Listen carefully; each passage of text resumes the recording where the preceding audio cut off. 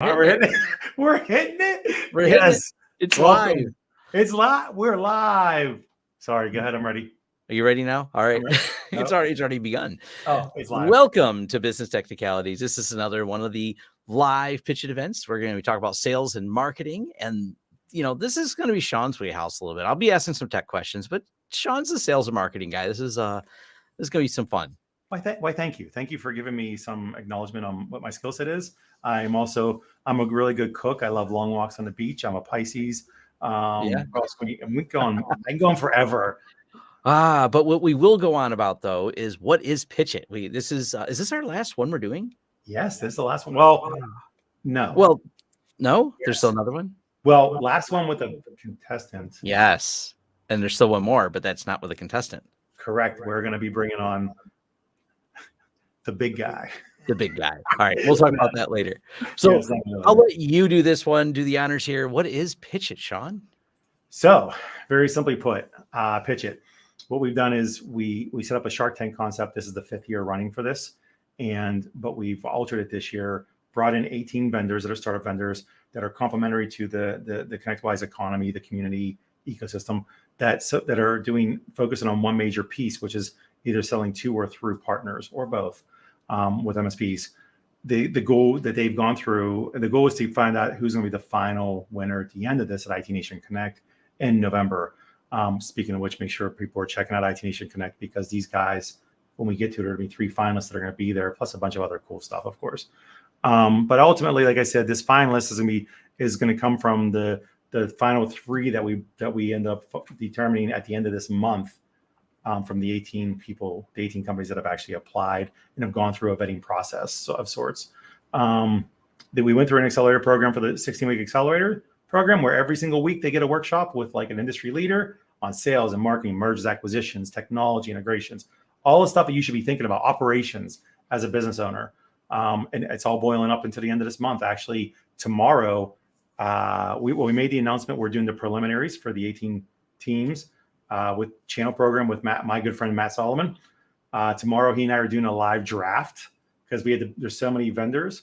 We had to break it up between 2 days. It's a 2-day event at the end of the month. So tomorrow we do the live draft. So people need to make sure that I'm sending people invites on LinkedIn. So I strongly encourage, because it should be fun. And Matt's pretty good at talking about fun, corny things. Anyway, but this will all lead up to the finalists. And that's a big deal. But today we're here, to talk to one of the last one's going to be participating in our show. Our show. There's still more participation. It's all leading up to the event happening in November is the conclusion. So exactly. But that's what PitchIT is in a nutshell. The first place winner wins $70,000. Second place is $30,000.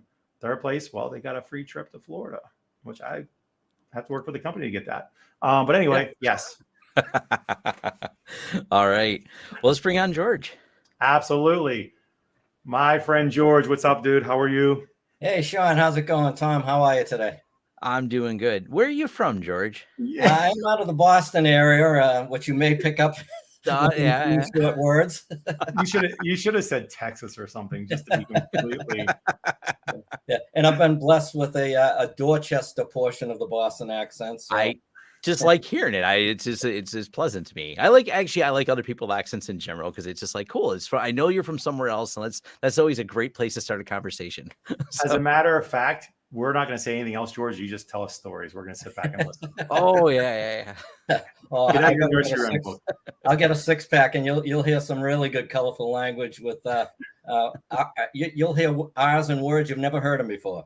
I think I've been around for a couple of those episodes. So first, thanks for coming on, man. We really appreciate it. And second, let's talk a little bit about what you do. Let's talk about you. So we know you're from Boston, obviously, but let's get some background on you. So start from the beginning, the genesis of your life. I was actually born in a place called Dover Foxcroft, Maine, since my father was in the military, and then went over to Berlin when they put up the Berlin Wall. Nice. Now let me skip ahead to like the 1980s. So started my tech career in 1982 working for a copier dealership. Then went to work for one of the large technology vendors at the time that's now part of HPE, Digital Equipment Corporation. and jumped into the channel about 1994 and never left. Created several different integrators or were part of management teams that created some pretty nice MSPs. And then I get into the software as a service business about 5-6 years ago with one company I sold. And now here I am with Cloud Readiness. Awesome. So let's talk about what is Cloud Readiness.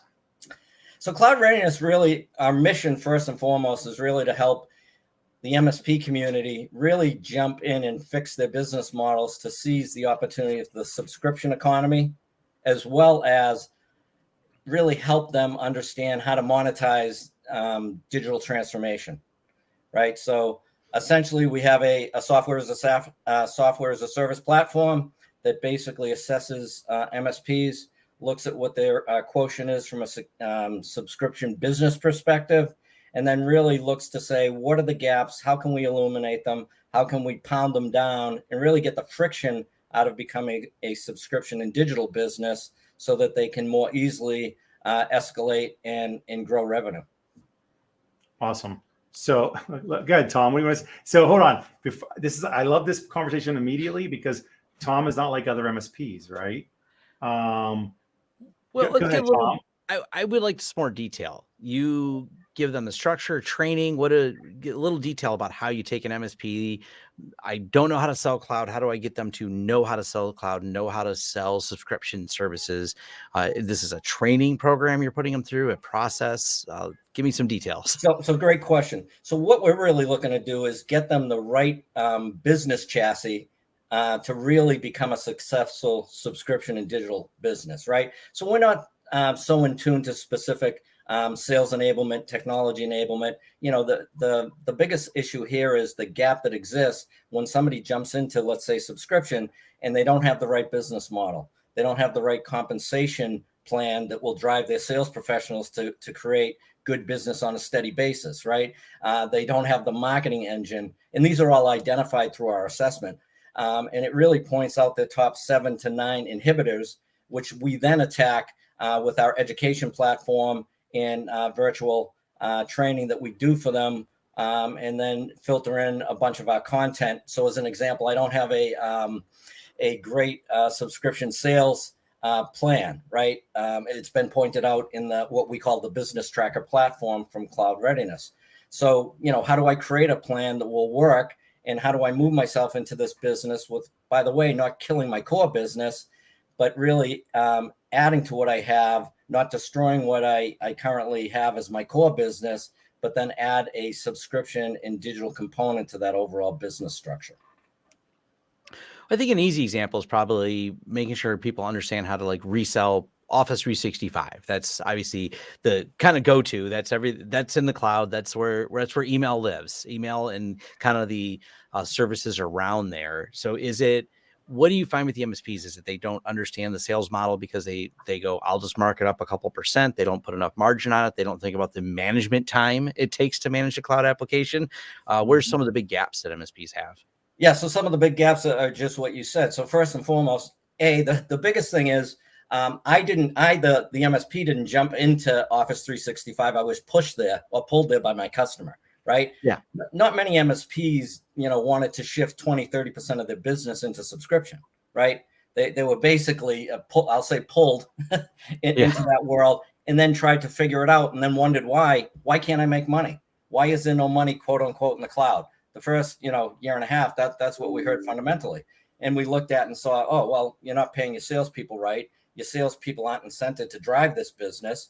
By the way, it's not a critical piece of your overall business. You've sort of accidentally fallen into it and it's opportunistic, not strategic. So, that's clearly seen in our assessment because you have no strategy and plan to capture the cloud or do digital transformation services. And, you kind of have to take that look of, and this is all about, Tom, this is really working on the business, right? Yeah. Most of the day-to-day is working in the business. This is basically take a step back. Everything's a struggle if you don't have the right strategy, approach, plan, and understand where are the potholes.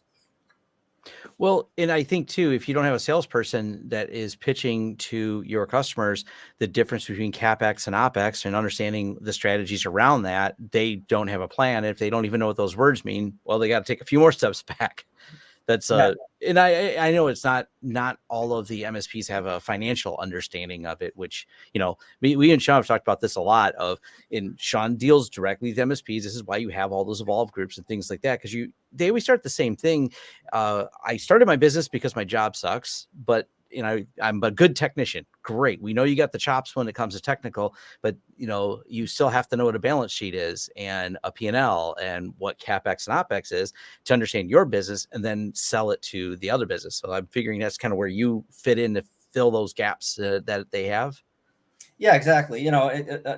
Probably an oversimplified, statement would be, I just did a workshop on valuation of a business, and you're looking at the business mixes of different MSPs or self-tagged MSPs, and they, you're looking and saying, well, I want to sell the business. I'm within a year or two of looking to exit, and they have a business mix that just will not capture, interest from an acquirer, right? Because literally it's heavy product centric. They've got some services that are emerging, right? They're an MSP who may have just adopted ConnectWise, and you're looking at the business mix and you're saying, hold it, you really have less than 10% that is subscription, true monthly reoccurring revenue. It's going to take you maybe 2 years to fix that, so your business will actually be worth something, which at the end of the day, and again, this is oversimplified because any good business model you can make money with, and service leadership has proven that, right? There are product resellers who have very solid businesses, but you have to have the right business model, right? Yeah. And you have to have the right strategy, and you have to execute at the right level to make it profitable. And we really do that in the subscription and digital transformation services space, and really try and point to those areas where people keep tripping over the same problems, right? Because they haven't fixed them. They haven't dealt with change, and they haven't really made that strategic commitment that says, 30-40% of our business in 2 years will be subscription, right? Or will be digital services. Yeah. And, I've already seen the MSPs grumbling, and it's kind of strange hold on. Give Sean some talk here. Yeah. Because this is a point that this is, like Tom said, we've had conversations around all this very many times, right? And Tom doesn't do subscription based. Tom doesn't want to be an MSP per se, based under the current definition of MSP. He doesn't even want to help desk support if he didn't have to have it realistically. Mm-hmm. Okay. Yeah. So in Tom's world, you would talk to Tom and say, what? I mean, you just kind of said it like, Tom, your company, you can't sell. Good luck. Bye, yeah. Felicia. Right? Well, not worth enough value of it because of the manner in which it happens, right? Because back to the service leadership conversation. So Tom would be a project for you. If Tom said, you know what, I want to go 5 years and I want to sell it top dollar, right? Mm-hmm. This would be a project for you, George, with Tom. And notice Tom's not arguing yet, by the way. No. It's I am. See, my difference is not lack of awareness of how the business models work, and not it's a lack of it's not by lack. There's no lack of anything for that. Yeah, it's what you want to do, which Tom does a great job. Obviously, he's very successful. But again, that business model would be a pain for Tom to hit. Yeah, there's pain points within how we approach some of that stuff, but that's why I'm so knowledgeable about it. Because but I'm not saying it's wrong. I sometimes say things aren't for me, and those are some of the distinctions can come in. So is there anything that you do that's applicable to the way Tom operates then, or is this basically where you're working on fundamentals? So this is the process we have to start to migrate you this way. Well, yeah, certainly the subscription side of our overall business is really fundamentally kind of changing the business chassis of organizations looking to really, those MSPs who say, I know I need to be into subscription. I know I need to do a better job. I've got to stop making it so hard on myself. And I don't know what I don't know. So help me out. Right. And, so when people take our assessment, which, the average MSP, the leader of the MSP, his team, might take them 40 minutes to do the assessment. People have come back to us, mostly vendors and distributors, and say, you show more in a 40-minute session than we know about this partner over the last 3 years, right? Nice. Because we're going into the bowels. We're asking those questions that, quite frankly, they don't want to answer or talk about, right? And it's a look in the mirror moment, right? And Sure. one of the reasons we went from a pure consulting approach face to face was we wouldn't always get the honest answers, across the conference table, right? But what we found is with the SaaS platform, we get really unfiltered truth, right? Nobody's going to lie to a binary assessment that basically feeds up questions based on how you're answering previous questions. Makes sense. So when you're doing this assessment, then, and I found this when I worked with vendors and I ran channel programs, I feel like a lot of times the questions aren't asked like, what's the real business need here? From not just from we built a product that has a business need for end users, we get that business need as far as how to engage together as a true partnership. I feel that a lot of vendors will go down the path of thinking that it's two separate entities going on between a direct team and an indirect team. And I think they're one and the same. It is always, to me, the point of the word enablement is kind of a skewed word in some degree, because everybody has their own definition of what enablement means. But to me, it's how do I get somebody to business faster and to work better with me, period. That's Right. enablement. Whatever it takes in that is what it takes. Yeah. So is that what you guys address in that regard? Yeah, and typically when we get brought in by vendors and distributors, it's because their traditional enablement program hasn't worked. They've spent a lot of money, time, and effort on a given solution stack, and the results aren't coming, right? And and the underlying inhibitors are wrong business model, not very in tune or aligned sales plan, no marketing capabilities, go to market, the packaging and pricing and the marketing fit is really slowing them down. And we basically look to get, and on average, we find typically with any of our clients, the MSP, 5 to 7 major issues that are really slowing them down, right? Now, and this is all, transformation is about nothing more than how do I get the stuff out of the way? I almost said shit because I'm from Boston. How do I get the shit out of the way? You still said it anyway, so Yeah. We're good. Broken the ice. Now we're off and running. If I didn't, it would just keep coming out anyway. Yeah. By the way, I do have what's called Boston Tourette, so I will swear at times and not even realize it. So yeah, I have that too. I have that same thing. yeah. But at the end of the day, it really comes down to, you got to accept the change. You got to, make a valid determination. I'm willing to change. But at the end of the day, how do I get to, and you just said it, how do I get to sales faster and on a more sustainable basis? And how do I work with my vendor and distributor partner? Am I sell with? Am I sell through? What's the best approach based on how I'm built and what I'm looking to accomplish? I like that. I like that a lot. Then you work with the partner, then you work with the vendor. Is there any certain personas you're working with within the vendor and the partner that you talk to? Obviously sales, maybe marketing too. Yeah. So just to take a step back. So about 85% of our business comes from either vendors or distributors who've worked with a group, who is underperforming with a, subscription or a digital service. So, and then, 15 to 20%, depending on where we are in a 12-month trailing look, come directly to us, either a referral, from somebody like you folks, or just, a friend of a friend. And to your point, typically most of our interaction is with the leadership team of the MSP, because at the end of the day, these are or should be strategic decisions that, they need everybody on the bus. They need to, start, there's organizational change. There's the leadership team coming to terms with the fact that our old business plan and model really doesn't work quite as well. We're using the old playbook for a new game, and we try and get them onto the new playbook. Nice. I like that. So Tom, go ahead. I love that you're very engaged with this. Go. Yes. Well, yeah. And I have a question. You said also talking to the vendor, and I how often do you end up, because you're targeting MSPs, but for consultancy, but how often do you end up helping some of the vendors and just helping them tune their process to better align? Yeah, absolutely. And at the end of the day, sort of once the vendors and the distributors learn from us from the MSP community, quite frankly, a lot of our business is flowing through, I'll say the legacy vendors who are all looking to get to subscription. They've all declared it. They're all in motion in flight. So they've started to really pay quite a bit of the program costs, if not all of the program costs, on the MSP's behalf. That's an interesting. That's why I picked up on that, and I thought that sounded kind of interesting. Engaging with the vendor, not just because I always think of the consultants that an MSP, you hire a consultant to help you tune this, change that, modify this, but getting involved in the vendor side of it is an interesting aspect to me. Well, I think is it important?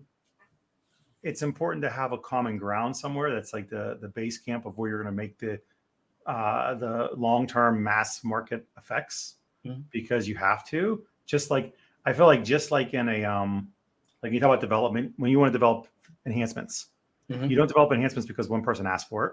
You look at universal changes that are going to be beneficial for the group, right? And it goes through a whole process. I feel like that same when business operations are exactly the same thing, and that's what we're kind of discussing here, right?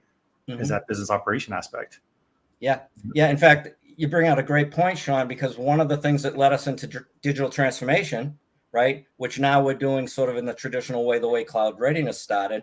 But what took us into digital transformation was meeting with, dozens upon dozens of MSPs, and the dialogue coming to the top saying, our vendors are pushing us into digital transformation. They want us to, carry the flag for digital transformation. We don't even know what the hell it means. And by the way, the vendor's not doing a great job, framing it. So can you help us? And that led us into some business, and we basically were able to codify it. And now we're basically putting together the wireframes and the straw mans that will eventually be turned into code that will lead people through, how do I run a visioning meeting with a customer? How do I ultimately do a discovery and assessment with an end customer, right? Because subscription takes a while. Digital transformation, you can start getting revenue 2 or 3 months into it, right? And if you have a framework and where you follow the framework and you commit to saying, hey, I am going to define digital transformation, right, in my realm, and I'm going to bring that to market and help those customers who are having these issues, who are looking to be able to become digital first organizations, right? And then, how can I help them architect what their digital journey looks like? And then, how do I get into RPA, and how do I start to digitize stuff? And how do I actually make money on understanding data better and helping my customer understand data better, so on and so forth. So what you said is very impactful, because, what we learned at the onset was we started as a pure consultancy, and we said, this is great, but we can only help 5, 7, 10 customers at a time. We need scale, right? By creating automated platforms and eating our own dog food, essentially, right? We created the scale that vendors and distributors said, wow, you can take in 40 partners tomorrow. This is great, Which exactly. So you're addressing on two sides. The one is you're addressing the business continuity, business operation needs for vendor and partner to work together. But then you're also giving them the ability to get to the next level of growth by building by creating the repeatable, scalable processes. Exactly. Yep. Bingo. Because that's really what it's all about. Because when you think about subscription or any of the digital services, it's how do I create something that's easy to describe, easy to market, easy to sell, easy to deliver, and then do it 1 million times. Yeah. Tom, what do you think about that? No, absolutely. That there's certain things I was actually an early adopter of getting people's email off-prem, because you're right. That was just I used to be starting in the 90s. I was a mail server administrator, so I was I knew the challenge it was maintaining large-scale mail servers, stopping spam, keeping yourself out of trouble on the mail server, off of the blacklist, and things like that. So as we were actually an early adopter of a lot of our clients with G Suite, and the same thing. We understood, no, this just solves the problem, get it out of the way. And Microsoft later came out with Office 365, and we're like, a lot of that part we did embrace, because that was one of those, this is just not a problem you want to have anymore. But I really, with some of my tech friends, and especially those in like the MSP and managed space, boy, they were kicking and screaming, because they're like, how much I make selling mail servers? I'm like, yeah, I'm going to take your customers that you gave them another $25,000 mail server proposal. Like they just think that's not reasonable. And back to that CapEx, OpEx, how they're going to look at it, getting that budget approved versus, hey, put everyone on a subscription plan. It just works, and it works indefinitely. It's a fixed budget. You don't have to try to plan and fix your budget for 5 years from now when we're going to have another CapEx expenditure. So yeah, some of the things I was really on board for, like the email stuff. Oh, I was ready for it. Yeah. And what you framed up, Tom, is a perfect example, right? Which is, you need to leverage what you need to leverage to create the business you want. Right. And we don't look at anybody with a good, healthy business and say they're doing anything wrong. It's more or less, we're looking for whatever that number is, 20, 30, 50% of the MSP community who say, I've got to be in subscription. I've got to basically, because my clients are beating on me, to have some of this stuff, right? Because to your point, they've decided OpEx is the way we're going. You better be on the train or not. Right. And it's a little bit interesting. This is where I start to diverge a little bit. I think you need to kind of have both options in there. This even came up at a discussion at one of the ChannelCon things. And I said, if you don't provide a reasonable solution for your clients, they're going to start looking for somewhere else. And this comes down to like the selling of desktop as a service was an easy example, because it's just not a fit for some of the businesses because it's so expensive. Sure, cool. It's OpEx, not CapEx. But when we took over a pretty big client, their proposal they were getting from their current MSP, we could buy them brand new computers every 6 months.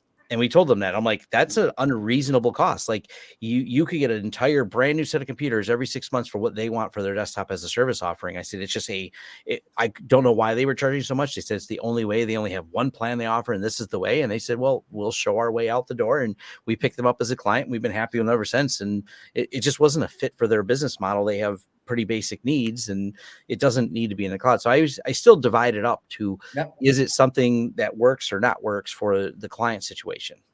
And guess what? You and I are on the exact same page. Oh, good. Right? Because what we're all about is create a business model. If you want this business, right? Don't destroy anything you have, right? Yeah. Right. It's all about what we've always been about as a community. Give the client what they want, how they want, and how they'd like to consume it, and be able to do it in a way that you don't turn yourself inside out. Yeah. It sounds reasonable to me. It does sound reasonable, but why does it not happen so often? Great question. And I'll give you one word. And I think we all know plenty of stories, right? We all know plenty of companies. What is the one word, though? For the love of God, I should not have stopped that conversation. What is the one word? It's about change, right? This is different. This is something, I didn't want to do it. It wasn't in my 3-year plan, right? Now the world changed. You guys had a discussion, I believe it was on the last discussion on SecOps.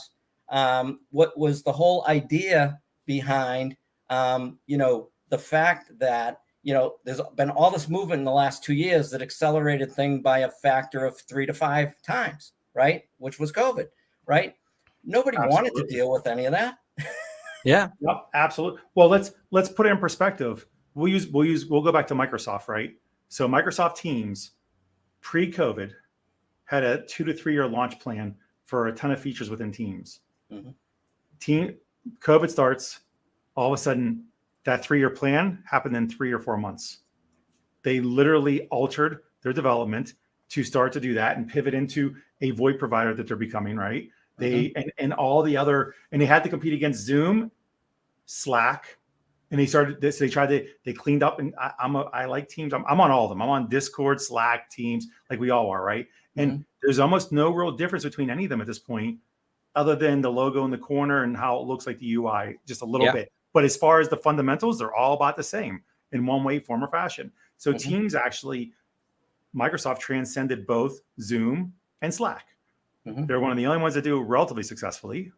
But that all pushed from a 3-year plan to a 3-month plan, because of what happened. So back to change, they had to do it. They had to meet the need.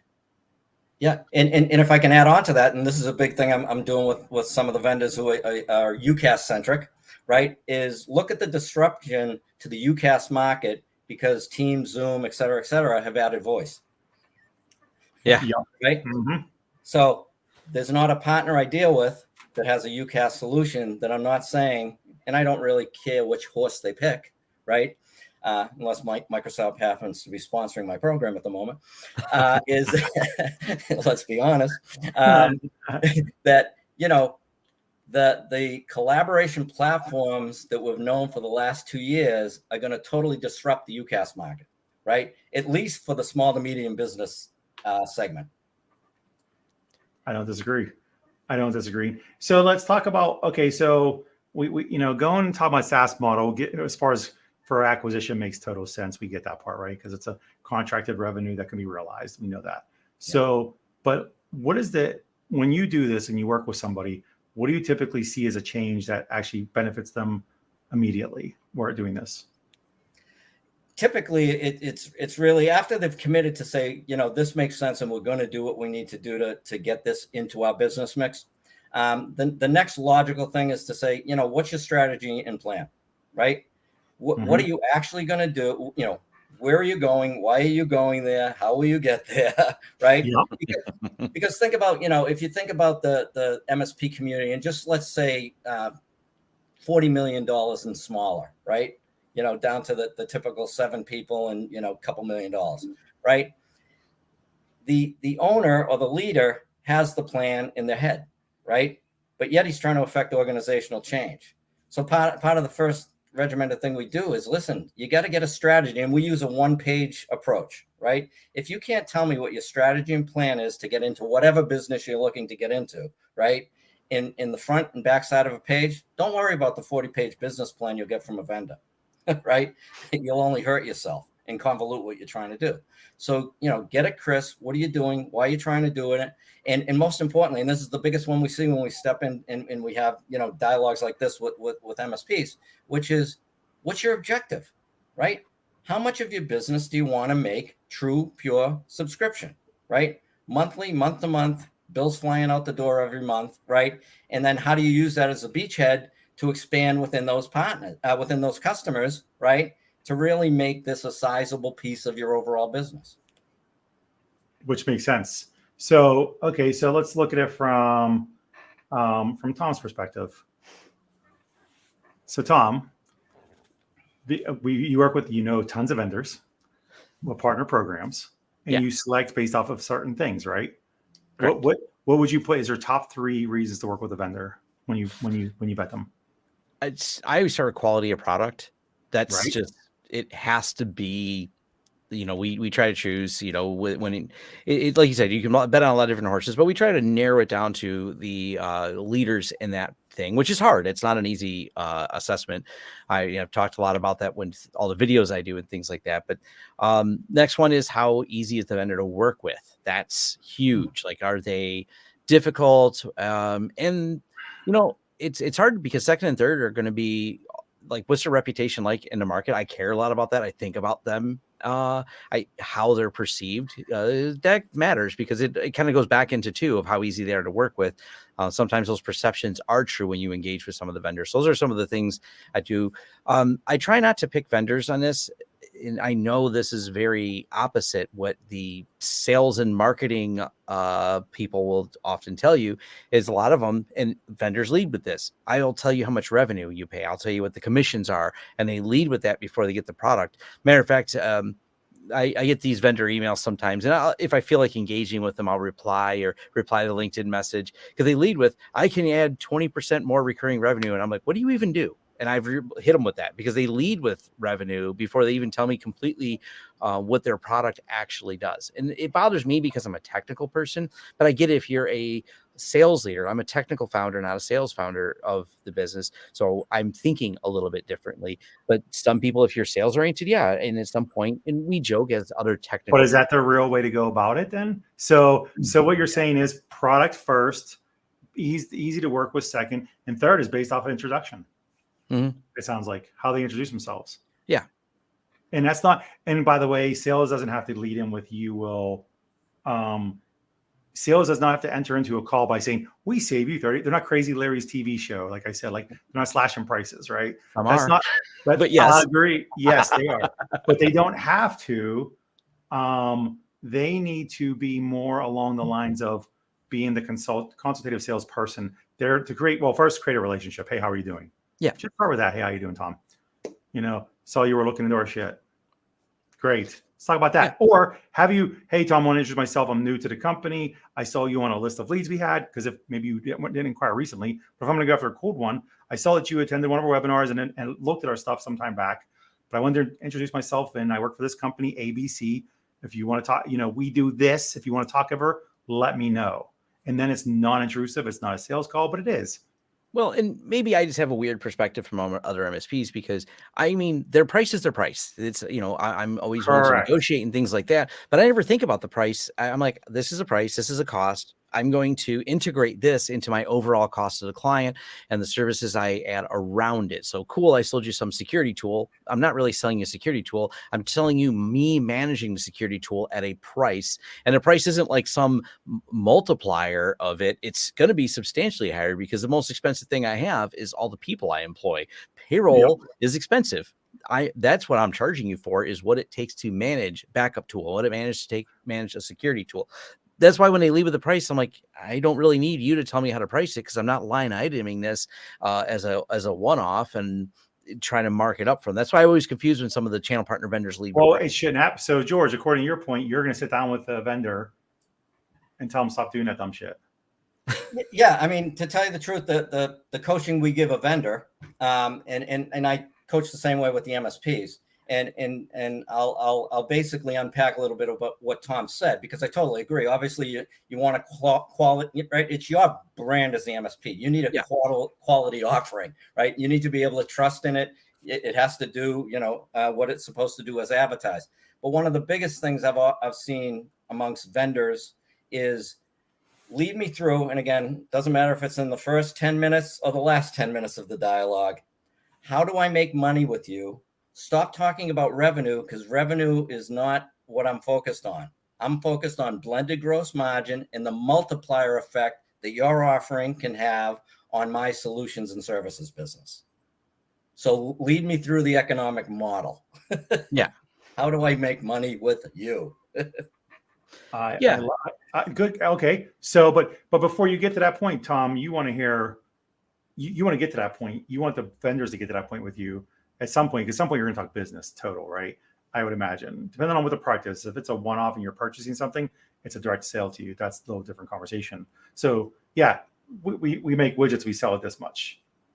But if you're going to enter into a partnership, like I said, if I call you from day one, you should be teaching me as the vendor, George, to lead in with what the real value prop is, which is the relationship, and showing, chances are if you work for a bigger company, what the products do. If it's a smaller company, you might have a little more education around it, right? Yeah. And if I step back into, the MSP that I was for, before they were even called MSPs, right? I came from a time where we created our own tools before the ConnectWise of the world brought them to market, right? And, at the end of the day, when I was in that role, it was basically three things at the end of the day. And I'll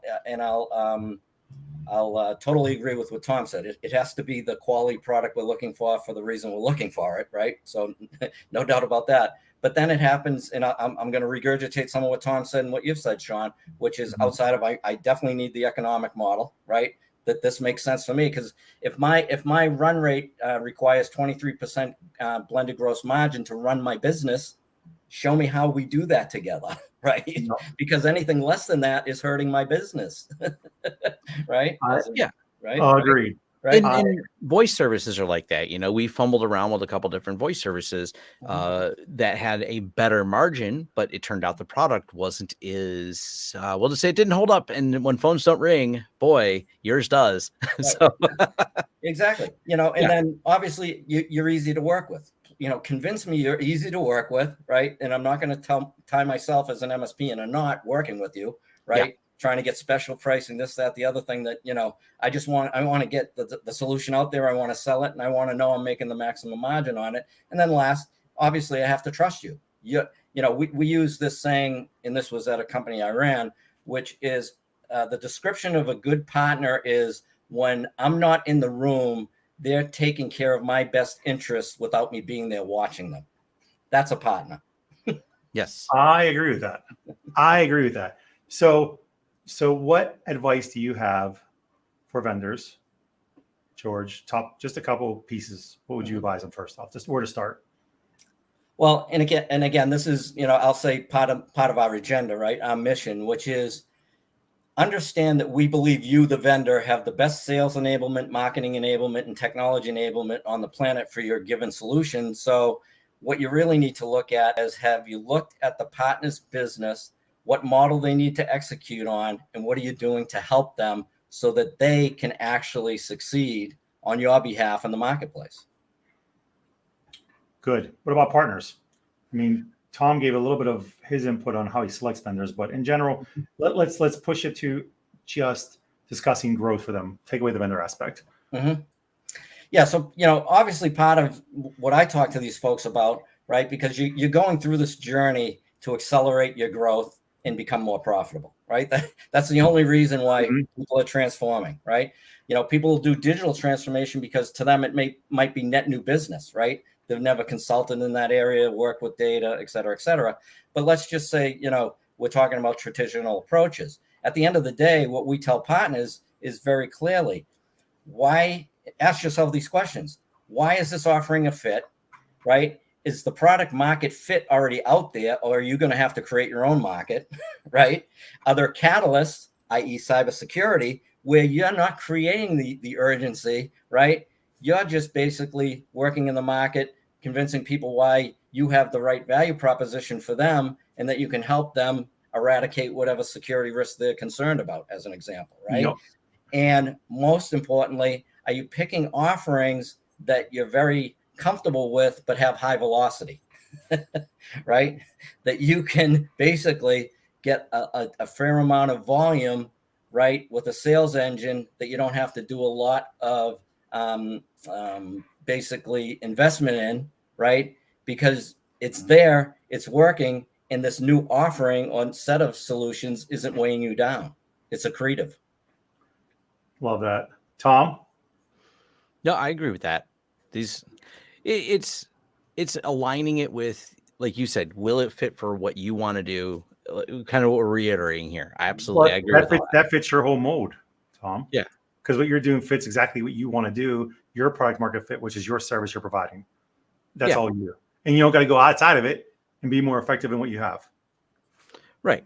It's, like I said, and I make the weird choices based on those things. But it's not even a weird choice, because think about the amount of businesses that don't succeed because they don't realize they should focus on what they want to do, not what they think they have to do first. Typically, you start your business because you said earlier on, you're an IT guy that found a niche in helping people and knew you like to do that.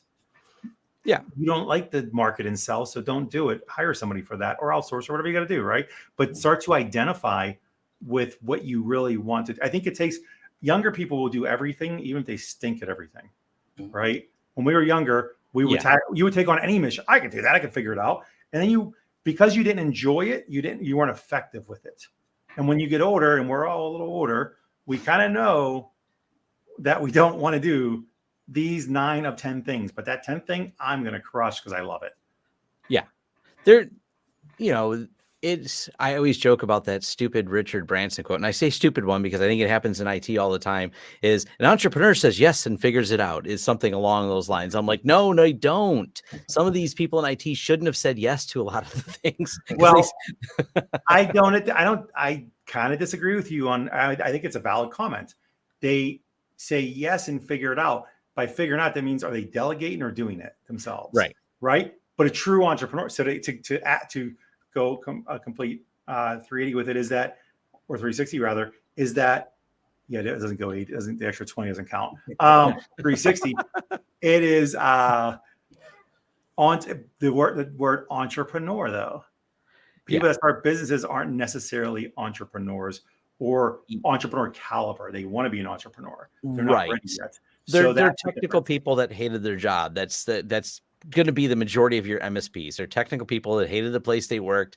They're not someone who started 7 different types of businesses. They started a business. They're not it is a very different ecosystem because, I've met the people, and so have you, Sean, because there are the unicorn MSPs that the person owns like several other businesses. We've talked a little bit about this, and they are an entrepreneur. They own outside of the MSP market. They have several other businesses unrelated. They opened a car wash. They own a go-kart company, whatever that is. Yes. Yeah. Yeah. And that is a more sign of an entrepreneurial spirit. But there's how many come in early? George, do you experience that where you're dealing with some of these partners and vendors that are maybe adolescent? They're not ready? Oh, yeah, absolutely. I mean, probably one of the biggest things we can do for a vendor or distributor is to say, hey, you brought us, pick a number, 40 partners. And hey, by the way, after they've taken the assessment, 15 or 18 of them either don't want to or won't be ready for a very long time, right?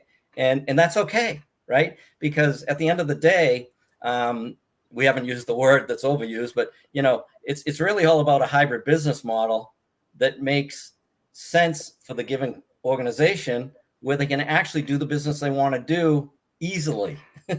Yes, agreed. Well, and yeah, so that's back to the maturities models, the OML that we went through, right? And I think the OML is applicable to both vendors and partners. It should be, and honestly, every stakeholder in between that too should understand where they are as an individual and as a team and as an organization. Yeah, and definitely service leadership in the OML model and Sleek.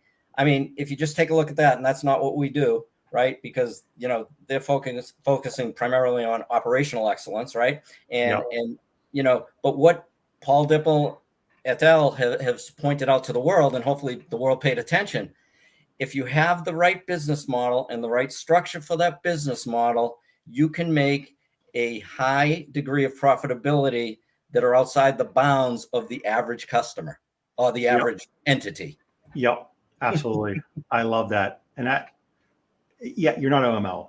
You're right. And I think one of the things that's important to remember here, and this is where, just MSPs that are startups that we've consulted with, and I tell them, and I've said this in business videos many, many times, or when I'm up on stage talking, is you have to charge for the value of your services. Because unfortunately, a lot of them think, well, the other guy was charging X, I can charge half and still have a good margin. Well, yeah, when you're a one-man band by yourself. And this is why we have so many one-man band MSPs, is they can't understand that profitability part you mentioned. They can't put a business model as profitable. They feel, and I almost want to tell people it's that old Gordon Gekko greed. Like they're like, I don't want to be that greedy guy, but in some ways you're not really. You're building for the future. You start out what appears to be greedy at a high margin. Then all of a sudden you've got insurance, employees, payroll taxes, healthcare benefits. You're like, oh, and that is the curve of it. When you're a one-man band doing all of it, wearing every single hat, you do make a lot of margin. And if you're not making margin as one man wearing a hat, you're doing it wrong because you haven't priced yourself into a way you can grow the business. You've become that stuck. And there's a ton of those in the market, MSPs that are stuck at me and my friend who started, we hustle some side things. We have some rental properties to help sustain us because this only pays like half of what we used to make, but we're doing it. We give these clients great deals. He's like, they want to justify it all the time. I'm like, you're not. You have a completely unsustainable model.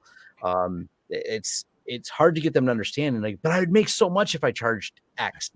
I'm trying to snipe customers by not charging them. I'm like, no, you can't just do a land grab. This isn't how it works. It's not.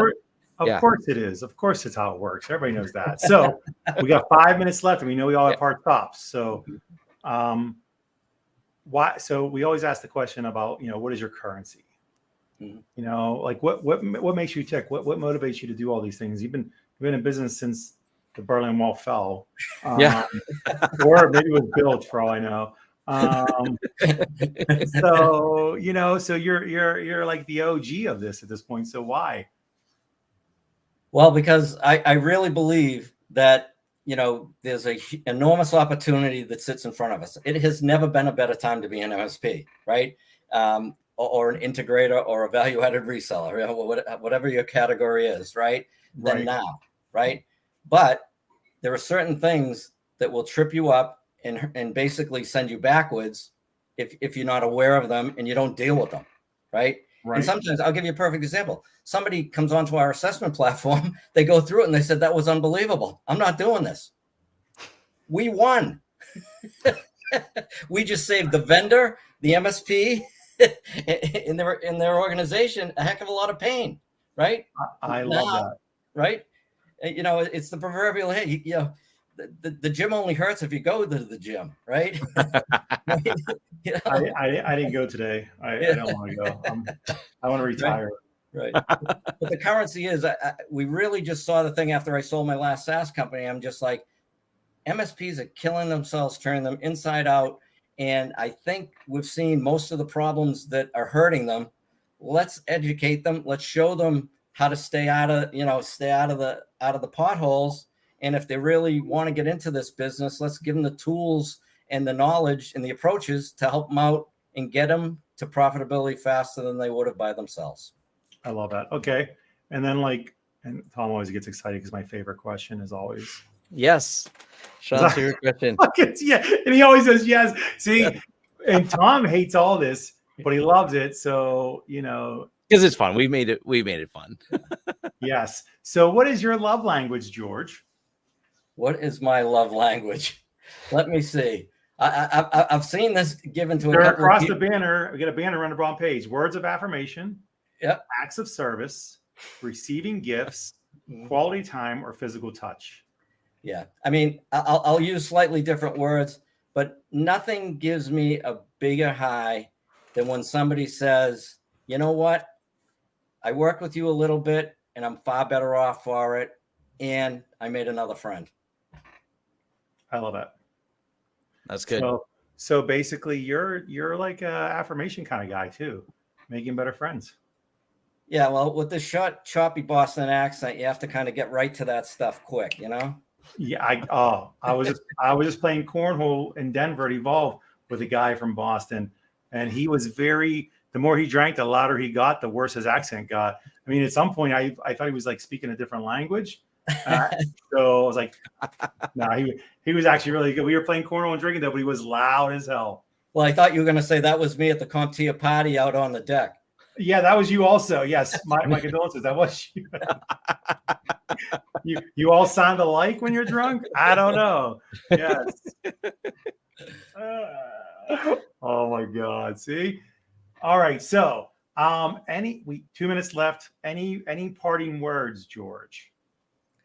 Well, the parting words I'll give is thank you guys for having me. I really appreciate it. It's been fun and quite frankly been, educational because I think about what you're asking and now I have to do a little work once we get off camera. But, I really think what CompTIA has done and allowed, Sean, yourself and Louis, and Amy, to really get in and teach a bunch of people a bunch of things that maybe they know, maybe they don't know, but it's reinforced a lot of good stuff and been very helpful. Awesome. Thank you. We appreciate that. The team's worked hard. And Tom's. I'm excited to go. I want to hear some drinking in Boston in IT Nation 2022. So Boston accent drinking. I have something else to look forward to. So for my final words for this, tomorrow at 12:30 Eastern Standard Time, we've been sending out the invites for the live draft, which will be selecting what day each one of you guys will present on. It's me and Matt Solomon on, like I said. So I highly suggest everybody check it out because obviously Matt's a fun guy to watch. I'm an okay guy, but he's really fun to watch and he's very polished where I'm not. So please watch. Also, I'll make the quick announcement that on Friday we'll be live streaming, Tom and myself, 3 p.m. Eastern Standard. We're bringing our CEO Jason McGee on to discuss PitchIT and its impact with the whole everything we're doing. And that'll be exactly the same kind of conversation. This is not going to be a formal interview with pre-canned responses. This is an actual conversation. For those of you who don't know Jason McGee, he totally loves that stuff. And Sean's been wanting to ask his boss what the love language is. I do so. This has been leading up to it. This is the whole scam. Nothing else mattered. I don't care about PitchIT. I just want to ask Jason what his love languages. Yeah, I had to work on this. I had to put together an entire event just so I could get this together. I just want to get a promotion. How do I do that? Tell me your love language. All of a sudden, Jason's wondering why I'm every time I see him, I'm touching him. You said it. Physical touch. I'm touching you. I want to talk about my career here. All right, guys. Tom, anything else, man? Nope, that's it. I'm looking forward to meeting everyone at IT Nation Connect 2022 in November. So looking forward to that. Absolutely. It should be fun. All right, guys. Well, Tom, take us out of here, man. All right. Take care. See everyone. Links down below where you can get in touch with Cloud Readiness and George. So, or just come to IT Nation. So, Right. Exactly. all right. Thanks. Take care, guys. Thanks, guys. Peace out, Girl Scout.